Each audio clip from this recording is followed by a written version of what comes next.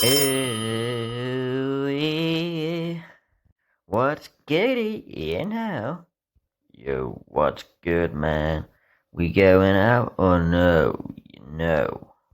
It's sunny outside. Bye bye.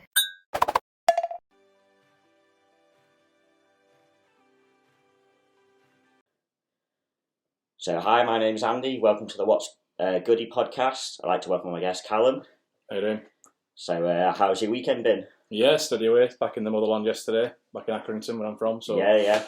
went to watch the mighty Stanley draw 4 apiece with Cheltenham. Was it a good game then? From what I can remember, yeah, I was quite intoxicated. Yeah. Do they sell drinks at the ground or? They just opened the new £2.5 million sort of clubhouse bar type thing. Oh, okay, wow. So you can actually, you're not allowed to drink alcohol and do the pitch. Yeah, You're in there. They put the game on the screen. Oh, okay. What, because I know, say, like a Premiership team, they have like the stadium, and then like they have the part where you queue up for food and drink. Yeah. So is it that part, or is it outside the stadium? It's sort of like that. It's like connected to the stadium. Okay. Like a big clubhouse type thing. Yeah. But yeah, it's really smart. And it's like sponsors lounge and things like that. That's really good. What league are they in at the moment? League One. League One. Third tier. So that's is that the old Division 2? Yeah. I'm still trying to keep up with that. It's it's an odd one, isn't it? Premiership, League 1, League 2. But how are they doing at the moment? Mid-table, chipping away. So, okay, cool. Given the size of the town and the size of the club, really, it's a good achievement. That really, especially with you mentioned, is it new sponsors that got you the money in? So hopefully that's a good sign for the future kind of thing. Yeah, I mean we can't compete really with teams that are in the league like Sunderland and Ipswich and Sheffield Wednesday. I mean they're huge teams. I get you. The grounds are bigger than our town. Yeah. So we do really well to stay in that league, really. No, that's good because, I'm from Chester. I don't even know where they are at the moment. I think they're in, non-league. Well, Chester's a strange one because they the address is in England but the pitch is in Wales. Yeah. It's the clubhouse in England but the pitch is in Wales. So there was a big... When the Welsh government banned football teams from playing outside with spectators... Oh, okay. There was a bit of controversy because they were like, we're English, why should we have to do that rule? Sure, yeah. And the police were like, the pitch is in Wales, you have to do it. Oh, yeah. It's that close, I think, to the Welsh border. It's so easy to get to there. So do you have do you have a Premiership team by any chance, or so if you did have to pick one? Yeah, not really. Growing up, a lot of the people who used to watch Stanley used to watch Blackburn and Burnley sometimes. Oh, okay, yeah. It's 5 miles either side, but it's good for the area if they do well. But like I say, we were in non-league then. Once you become a professional team, it's a little different. I get it. It's good for the area if Blackburn and Burnley do well. So did you grow up in Accrington then? Is that where you spent most of your life so far? Yeah. So I moved to Chorlton last July. Yeah. But pretty much, apart from uni, I lived in Ormskirk. Yeah. For a year. Yeah, I lived in Accrington all my life. Yeah. Oh, cool. Yeah. So do you go back there quite often then? Would you say? Yeah, all friends and stuff. Yeah, that's the thing. I mean, friends have spread out over time, so we all sort of live in different places now. Yeah. But that's the good thing about going to the Stanley because we all sort of gravitate back for that. Brilliant. Yeah. So you see old friends and things. Cool. What would you say you like to do in your free time and kind of thing, outside of work? What's your favourite things to do? So it's a bit strange, really, with the things that you used to enjoy as a treat have become every day with lockdown and working from home. But I like to go for a beer. Really, one of those sort of definitely. Beer enthusiasts into the craft beer and things. I'm into my music, a genre called prog rock. So Genesis, Pink Floyd, things like that. Yeah. I used to have a few mates from back in high school when they must have been 13 years old and they're into that kind of stuff. So it's still standing the test of time. It's a niche. I went to see Genesis last year actually. Then that was great. Oh, cool. Was it quite packed? Yeah, it was busy, but they didn't come on for an hour. They were an hour late on. Some generator had broken or something. Right. I was sweating because I hadn't paid for the insurance. Yeah. The extra £2. Yeah. It's they cancel it. You'd be just nice experience just to go out but not get to see it. Yeah. That could have been the case. And Phil Collins is really frail now. Sure. So people are like, what if he's died? Because he came on, he's got a walking stick, he hobbles, he sits down to sing, he's deaf, his spine's gone. No way. He's not in great shape. Yeah. That's a shame because I think people, even if progressive rock's not even their particular genre, I think a lot of people just love Phil Collins because he's made some classics over time. Some bangers. He couldn't, obviously with the spinal damage, you can't drum anymore. So right, okay. His 16-year-old son's on the drums. Oh, wow. He was fantastic. Yeah. Oh, at least it's kind of it's almost carrying on a lineage. At least, who else better to have, drum for you than your son, so Yeah, I'll have a big career, Nick Collins. Really good. Brilliant. What about any other acts you went to see like lately, or even just ever really? Yeah, I went to see a band called the Lovely Eggs at a place called Gorilla in Manchester. Is that near like Deansgate or? It's near St Peter's Square, Oxford Road way. Oh, okay, right. Okay. Yeah. Do you know where the Ritz is? Yeah. It's not too far from there. I was around that area last night actually. That's where I went out to. But yeah, I've not actually been to there. It's supposed to be quite a good like. Is that more like a music venue then, Gorilla? It's weird. They've got like a bar and they sell food and things, but they've got like a concert area. Oh, brilliant! And it's only a small venue, which is good for the atmosphere. Yeah, definitely. And it's really easy to get served. They've got like bars at many sides as well, so that was good. And like I say, sometimes I'll just pick a random act and go to that Manchester Academy. Yeah. Something's like £5-6. Like it's terrible. It doesn't matter. No, that's I didn't realise that's like pretty cool that actually because no, it's great just going out and having something to do with the fact that we live in Manchester. It's so easy just to go and see a band or a group or something. So I love that. It's called Home, like capital letters HOME. Right. Okay. They've got a cinema there, and they've got like they do like theatre and art and things like that. But the cinema's really cool because they'll put things on that other cinemas don't have. Like niche films and I get documentaries and things like that. So that's pretty good. Is that kind of like reasonably priced as well? Then would you say? Yeah, it's all right. Yeah, just standard cinema price really. But I'm really into a band called Sparks.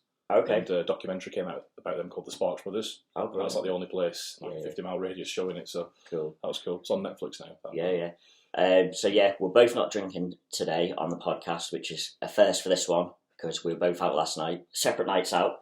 I think we're probably both a little bit delicate on that's why I was saying away from drink. So where did you go last night then? I just went back to Accrington for the day. So I went over there, watched the game, carried on drinking afterwards. And then I came back on the 11:30 train back. Got to Manchester at 12:30. Oh, last night. Had a few beers in Manchester on the night bus back to Chiltern. But cool. I was trying to be sensible. Like I was doing drinking water and things. But sure. The vibe takes over. To be honest, I was sensible. I just can't drink for shit nowadays. I only had a few drinks. It's not the drinking; it's the recovery time now. Yeah, that's what it is actually. No, that's perfect. No, you get 2-day hangovers now. That's it. Yeah, no, because that's true actually. Because I could probably just keep drinking if I wanted to, but I know the hangovers coming. You're out having a good night, and you just you get split second where you're just I'm going to feel this tomorrow. Yeah, you're trying to be a bit calmer with it. But I can't, if I have to do something the next day.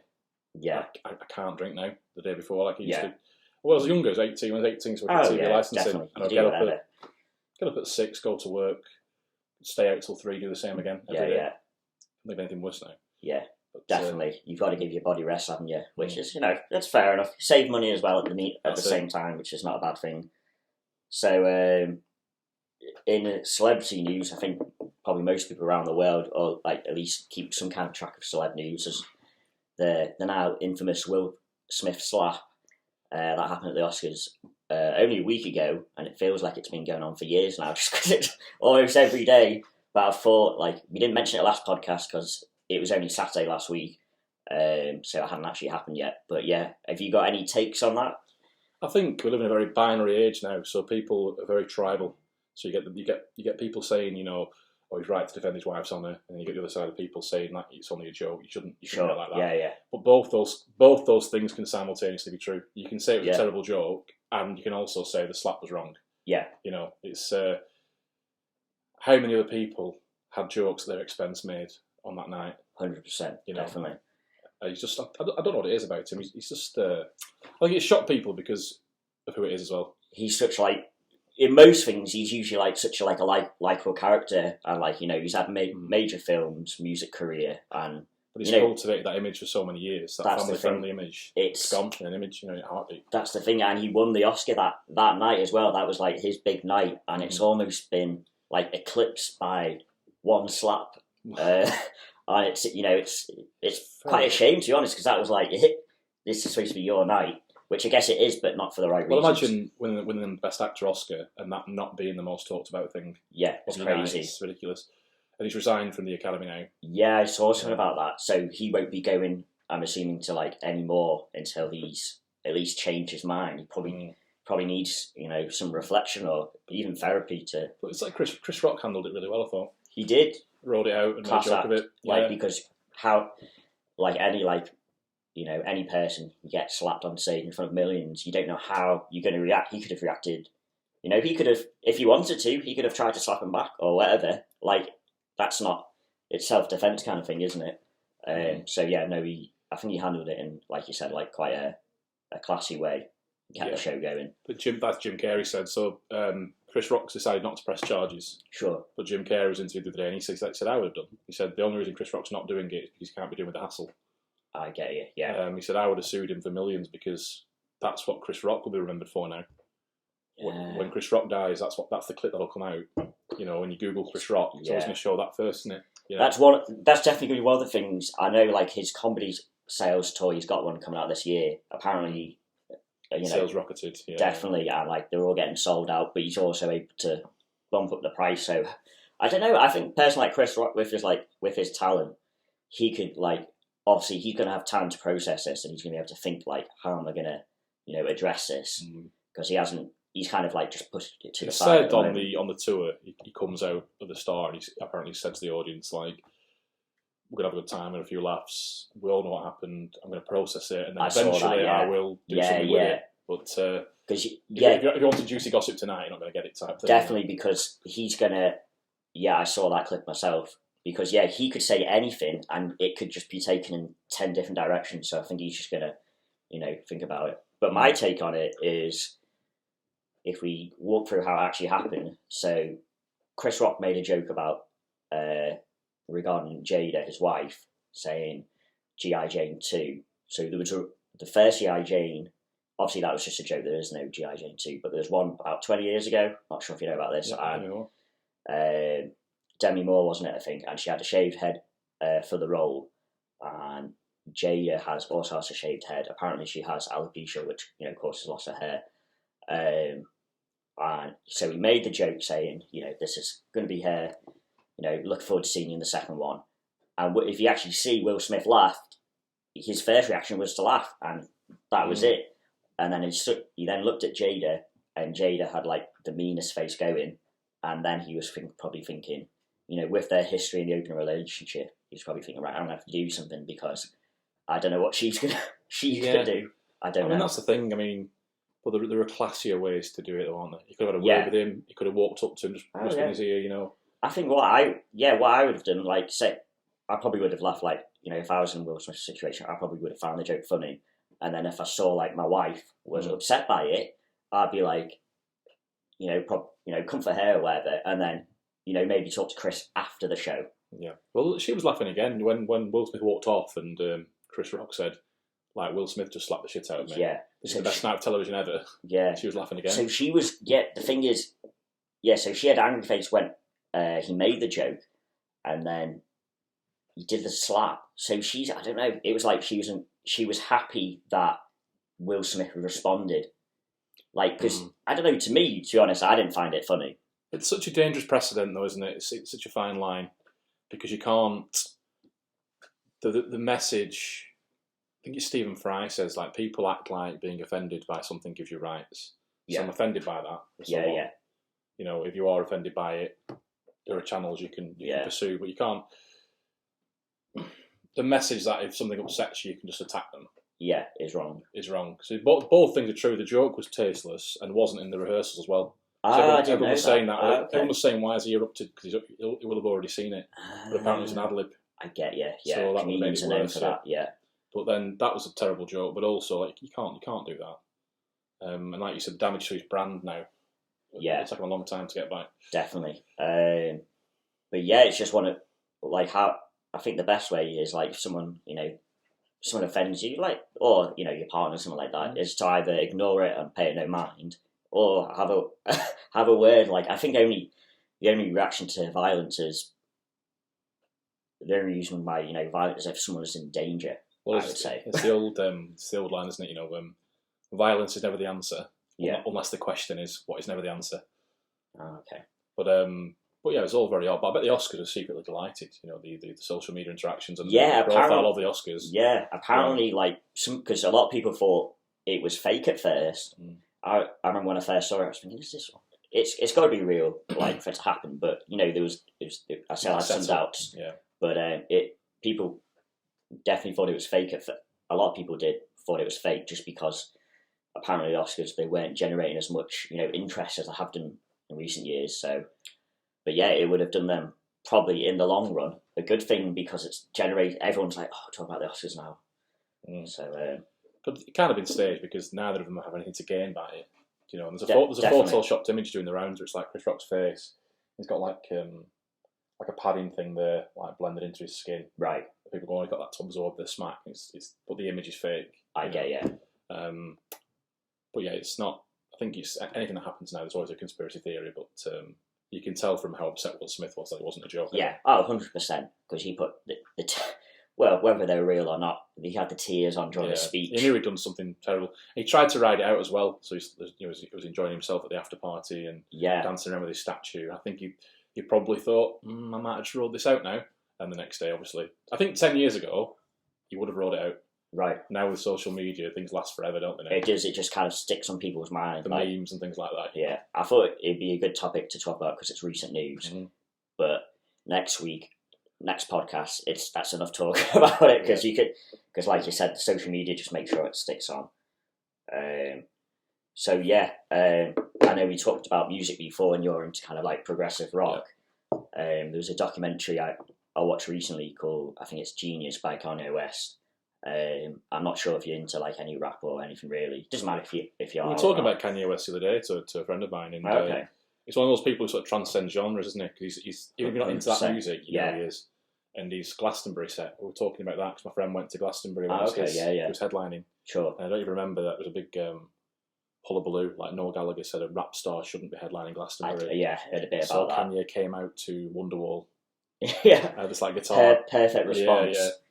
No, I think Kanye West, he is like a genius, and like, because watching that and what he had to go through, because originally, like, a lot of people know him first, when he first came out as a producer, because, he always made like really good beats, but his main thing was actually rapping, but I think Rockefeller, who was Jay-Z, used to own it. He was the owner, and like the people there wouldn't listen to him, but he just kept kept going at it and eventually managed to get his way through. And now he's got like albums that are like 7 millions. And like you said, it kind of transcends genre because everybody knows him. Whatever taste like you're into. I've dropped to Rick. I'm thinking of Jay-Z. That's the mistake I made. Jay-Z headlined Glastonbury. But the point still stands about Kanye. Transcending genres. Yeah, definitely. But yeah, great artist. He is like even if you're not into his rapping, like some of the beats he's made, you can hear it like either singles he's released or on his album are just like, he's a very talented guy, and I'd recommend, especially if you're into rap, to watch that because it's very inspiring. There's an album called Heartbreaks and 808s. Yeah, where he did like a whole. I only listened to that for the first time recently, and like I think he did the whole album where it was based, for layman terms, put it in like auto tune basically for the whole album because he used only like certain equipment like the 808s, and it's actually pretty cool to be honest. And I think it's good. It's also quite a risky thing to do because he's used to like how you would hear any other song and do that for the whole album. You might have one or two where it's using 808s like the auto tune, but he did it for the whole album. But it actually paid off, and I think that's in his legacy that that it worked out. But since watching that documentary, I've listened to like most of his albums now because it was like I just went on a binge. No, I'll have to watch it. I like any kind of music documentary is usually interesting, isn't it? Even if you don't like the artist, the story is usually interesting. Yeah, because like rap and R&B, they're my favourite genres. But if I see, I can be appreciative of like any other genres. If the talent's there, or if I like their music, it doesn't matter what genre there is. Going back to Jay-Z for a second, do you remember Mr. Hudson? I do actually. What happened to Mr. Hudson? It was supposed to be the next big thing at one point. I'm not too sure because he Supernova. And they did Young Forever, which is still a tune. Yeah. And they just vanished. That was around about 2010, wasn't it? Like he was. Ago, yeah. I'm not sure who because a lot of artists the phrase basically put them on where they give them exposure. So I'm not sure if it was Jay-Z or Kanye. Yeah. Basically, yeah. So he was going to be the next big thing, but I think a lot of things come with the fame and the and the grind. Like that's why you hear of the one hit wonders because. They make a great song and it's like, all right, now this is your career. Do you want to do this or not? And I think a lot of people they might just take the money and run, or if that's like what your real passion is, and they want to go through it because these artists work hard. It's not an easy business. So. I remember that Young Forever. I remember listening to it when I was like 19. Yeah. And thinking, oh, this is so good. It reminds me of being like young. Sure, yeah. I was like old then. That's what it is at that age. You're starting to think like, I'm ticking on a bit now. Yeah, think about playing with your friends and sunshine and things like that, and looking back, and it's like, I think that's the way life.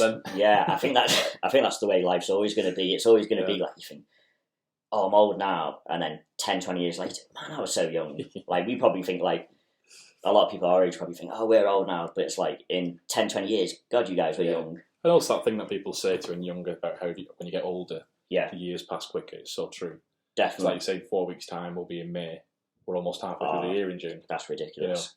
I can't even think of 4 or 5 that. weeks' time. That's why I just take it day by day. Yeah. That's the best. We're in April now, which is obscene. A third of the year gone. Crazy. But soon be Christmas.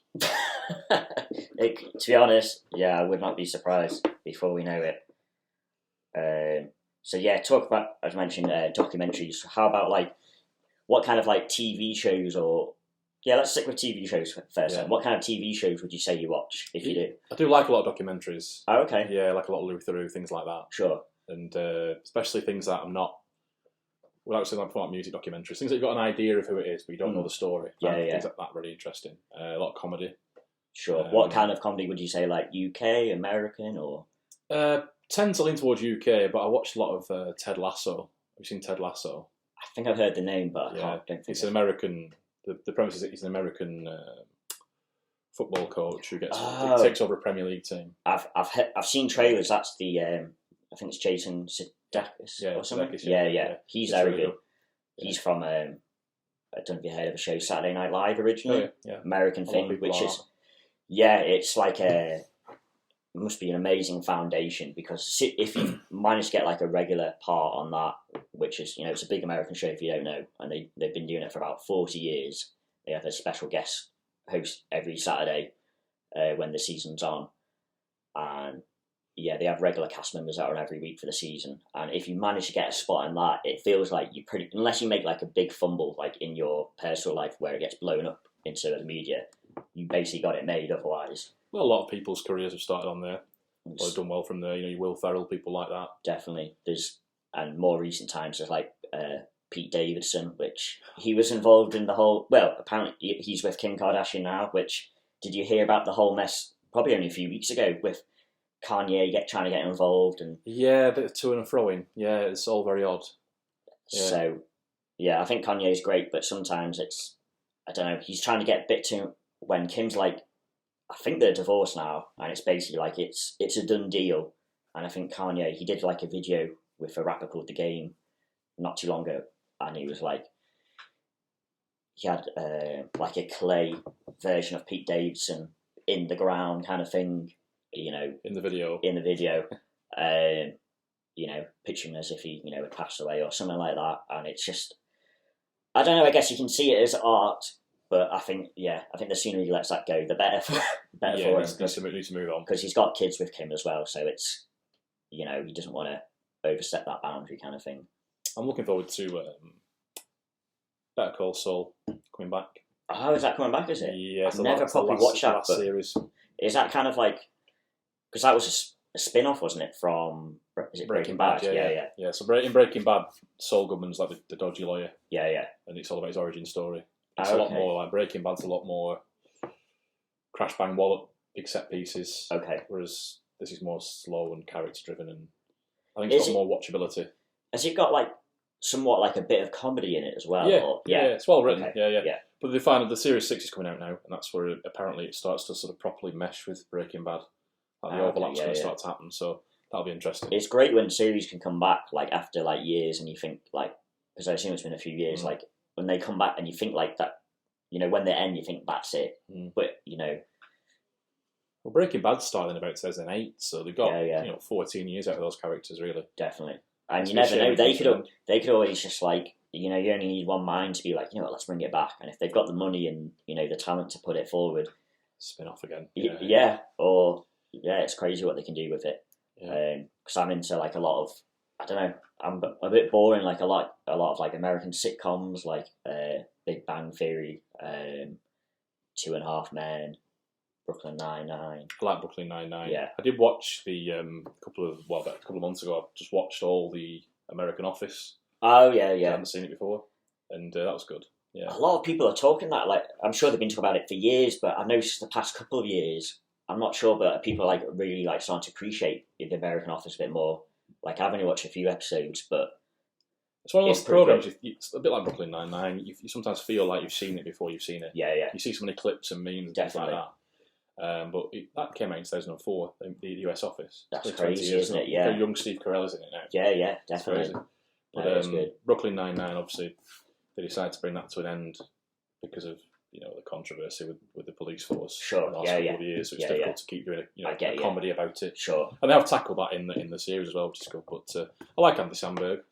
Oh, he's quality. Another SNL alumni. But yeah, no, I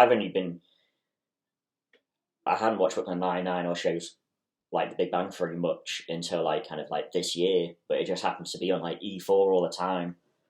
And now that I'm like living by myself, so I don't have the good old Sky, so that's like one of my main go-to channels. And so it's been watching loads of those, and it's it's quality. I don't think Brooklyn Nine-Nine would be my kind of show, but I think like you mentioned, like writing with another show, like when the writing is there, like I think I do like UK comedy, but a lot of US, I don't know. I think because it's always on TV, I'm just so used to it. It's different, isn't it? It's different. They have writers' rooms, don't they? That's why you get 200 episodes. Because you have 40 writers. Which will have, somebody will invent a program and they'll write it all. Like 12 episodes. Yeah. That's our comedy generally in the UK is a bit more bleak. Like in America, everything has to be tied up nicely and have a happy ending. Yeah, we're a bit more like things, dry and almost dark sometimes. But yeah, I like just the silly slapstick of the US comedy. It's like that American Office, so people say, what's better, the UK or the American one? It's like you can't compare them; so different. They are. The UK one is literally like if you ever worked in an office environment, it is like that, like those kind of people, and it's like a snapshot of life. That's also funny but bleak. Whereas the American one is a traditional sitcom where silly things happen that wouldn't more slapstick, if you will. Definitely. Well, yeah. I think that a lot of people can relate to that because, like, when you are in like an office environment, it's kind of like you're making the most of, working in an office. You yourself with like however many people. But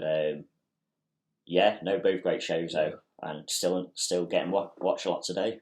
I think there must be the seed of a sitcom about people working from home. That'd be a good premise. People working from home and the Zoom conferences and things like that, Oh, 100%. Well, I think I'm surprised. Like, has there been many films about like even just like COVID yet? Actually like big blockbusters. There will be. It'll be like it's like anything. Like if you look at like say the Iraq War, it takes like 10 years. You need time to pass them. Definitely. Because at the moment the pandemic film came out, we're all still sick of the pandemic, so you probably wouldn't watch it.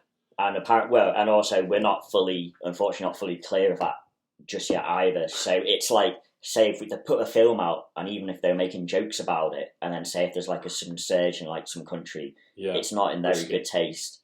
Yeah, I mean you could do it. They'd probably get around it. They'd probably have it about an unnamed disease. Yeah, I wouldn't name check COVID, but there's a series on Netflix called, I think it's just called The Bubble. Okay. It's about them trying to film a TV series in the little COVID bubbles. It came up, it popped up.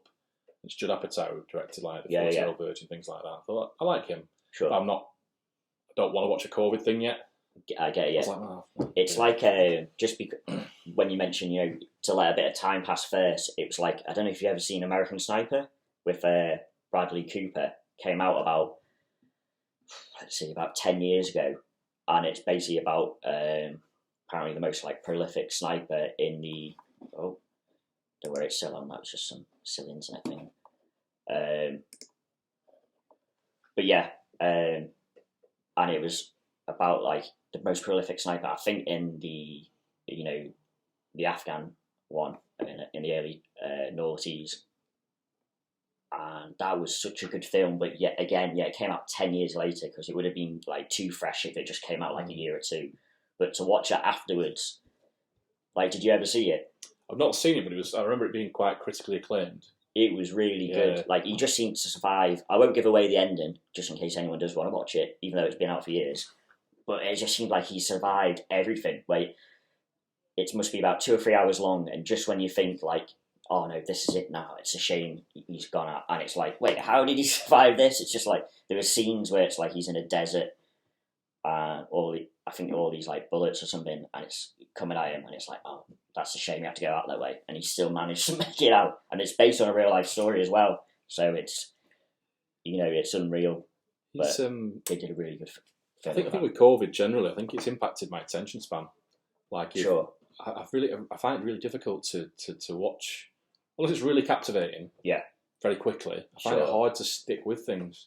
No, I didn't used to. Okay, so why do you... I think it's because we're always around screens and we've not been able to go out and do things. I get you. So it's kind of like flashbacks from being in COVID, where especially if you weren't working, it was like there's only so much you can do, and you kind of a lot of it's just watching TV or whatever. So. You get overstimulated. It's proven. So if you're on your phone or your PC or watching telly all the time, your brain gets used to that level of stimulation. I get you. And when you step back, it becomes bored very quickly.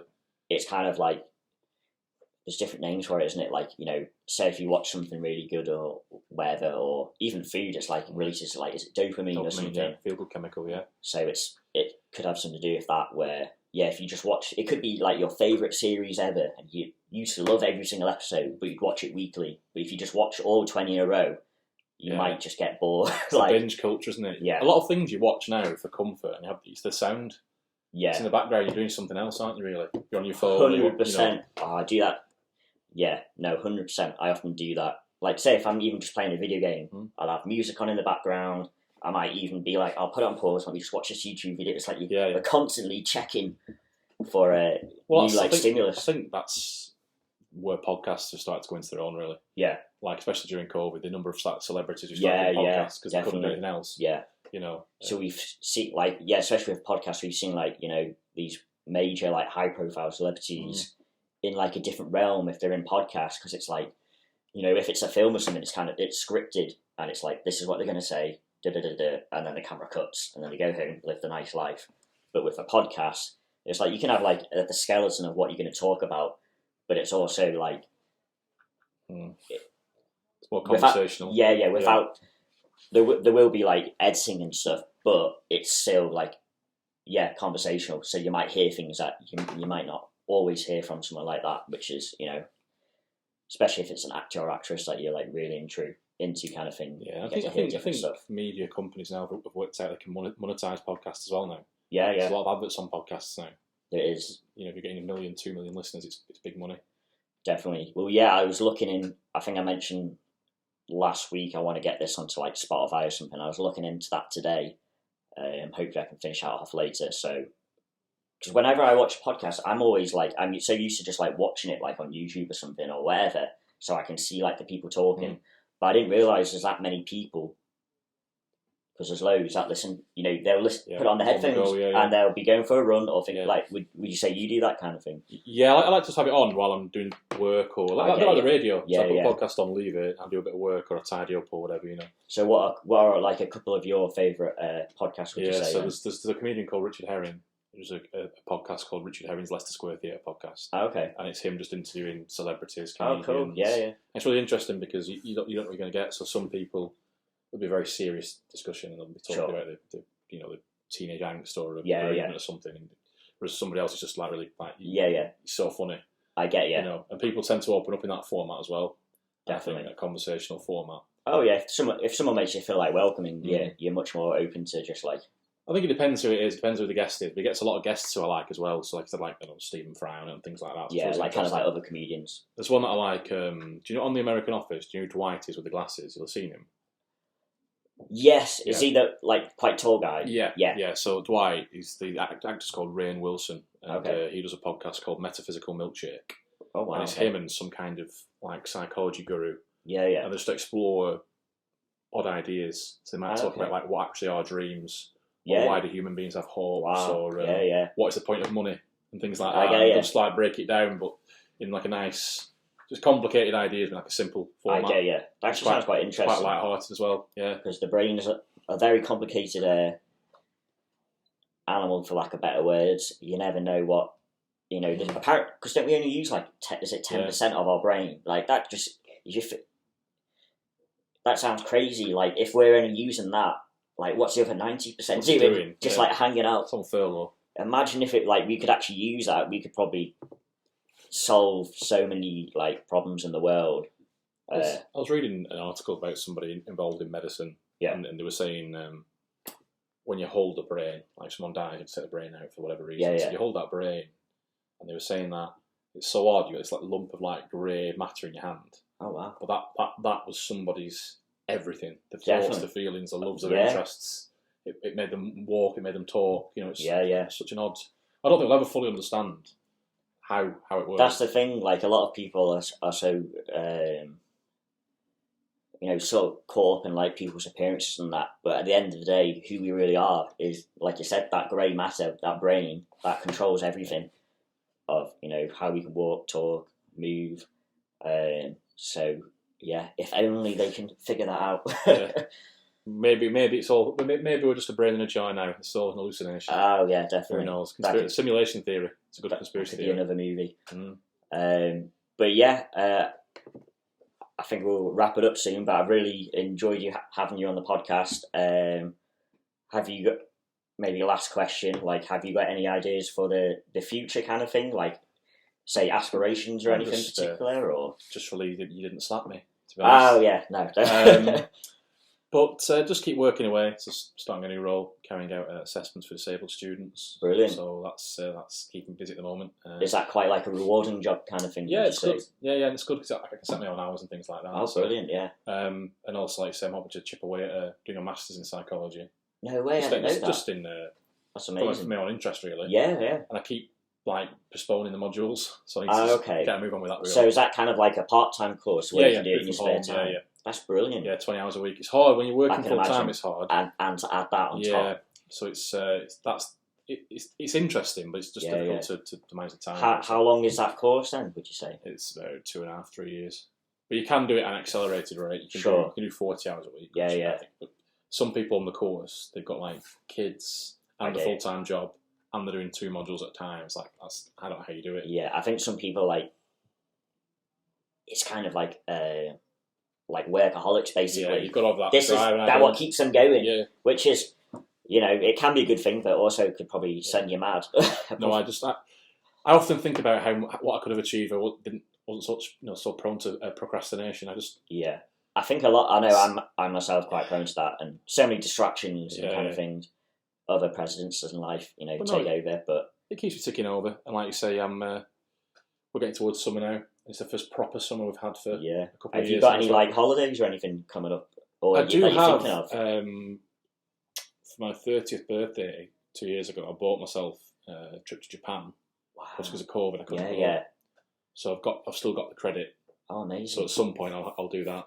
So you're thinking of doing that this year? Do you reckon? Yeah, possibly. Yeah, 10 days. Yeah, that would be. I know some family members, they've always wanted to go to somewhere like that because it's such like a different culture. And it looks amazing, like just from what I've seen. So I've got a group of friends, and they always go on holiday, but to not strange places, different cultures. Yeah. So they went to Russia, then they went to Japan. They've been to Israel. They picked places that you wouldn't necessarily pick. Yeah. Not like your typical sunny beach holidays. It's kind of. I'd love to go to like a random country like Tajikistan or something, Uzbekistan. Where no one else is going to go. Yeah, and that you don't hear about. It's kind of like you kind of discover it yourself. Yeah, or even like you say, as sort of dangerous as it sounds, I'd love to look around North Korea, mate. Yeah, it'd be cool. You could do package tours, but obviously you only see what they want you to see. Yeah. But I think it'd be fascinating, Cuba or something like that. Brilliant, yeah. Well, it's been a pleasure having you on the podcast, Callum. I hope you enjoy the rest of your day. And for you guys out there, don't forget to like, comment, and subscribe. And hope you have a good rest of the weekend. See ya. Thanks for having me. Take care. No worries. I think I have a superhero stalker. 36 carats on my wrist. You are amazing. That means 36 carats on my bitch. But you are. My God. What's up, morning? Just having a good time now. You best get out of here now, ain't having it. I saw just having a good time,